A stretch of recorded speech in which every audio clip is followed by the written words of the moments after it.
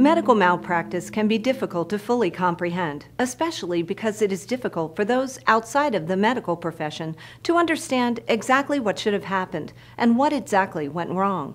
For this reason, it can be extremely advantageous to have an expert medical witness testify at your medical malpractice trial. How can a medical expert witness help your case? Medical experts are able to examine the evidence of a case and come to concrete conclusions about the technical aspects of your health condition, your treatment, and your doctor's response. He or she can then explain their thoughts to the judge and jury in a way that everyone can understand.